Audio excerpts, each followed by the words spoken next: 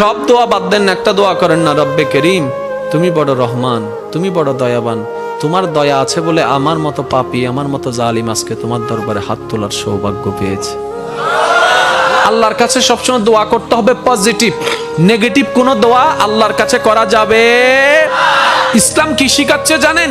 ইসলাম বলে দুশমনের জন্য বদদোয়া করিও না, বরং দুশমনের জন্য তুমি আল্লাহর কাছে দোয়া করো। কিভাবে দোয়া করবা? তুমি রব্বে করিমের দরবারে যখনই হাত তুলবা, নিজের কথা আগে বলবা না, পরের কথা বলবা। আল্লাহ অমুকের দোয়া কবুল করো, অমুকের দোয়া কবুল করো, অমুককে জান্নাত দাও, অমুকের গুনাহ মাফ করে দাও, অমুককে মাফ করে দাও, অমুককে মাফ করে দাও, অমুককে মাফ করে দাও, অমুককে কবুল করে নাও, অমুকের রিজিকে বরকত দান করো। আল্লাহ আমার শত্রুকে সম্পদ আরো বাড়ায় দাও। যখন এই দোয়াটা উপরের দিকে যাবে, রব্বে করিম বলবে, কিরে ফেরেশতা, সে বান্দা নিজের জন্য কিছু বলল না, সব তো পরের জন্য বলল। ফেরেশতা বলবে, আল্লাহ এই বান্দা শুনেছে, তুমি নাকি তার উপর খুশি হয়ে যাও।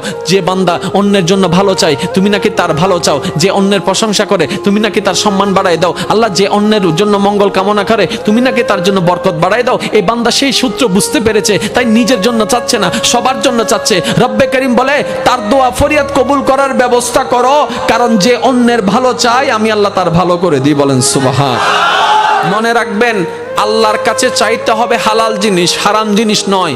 আপনি যদি আল্লাহকে বলেন, রব্বে করিম আমার দুশমনের ফাঁকটা লেঙ্গা করে দাও, হবে? প্রত্যেকটা কিছু একটা টেকনিক আছে না নাই?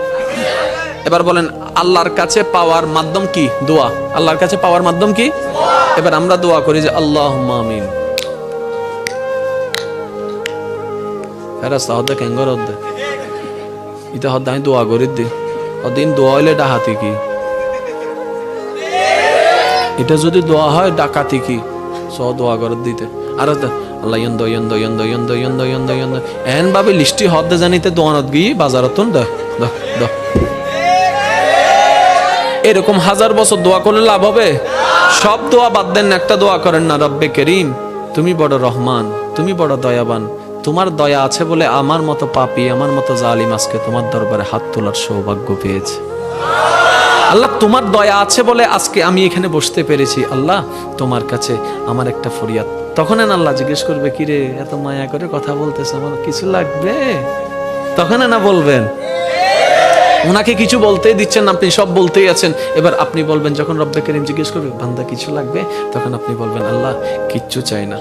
তো কিছু একটা চা, আল্লাহ কিচ্ছু চাই না, কিছু একটা চা। এতদিন তো অনেক চাইছিস, লিস্টি বলছিস, আজকে বলবি না? আল্লাহ না, আমার লিস্টি লাগবে না, তো কি চাস? এবার আপনি বলবেন, আল্লাহ আমি শুধু তোমাকে চাই। একটু বুঝেন বুঝেন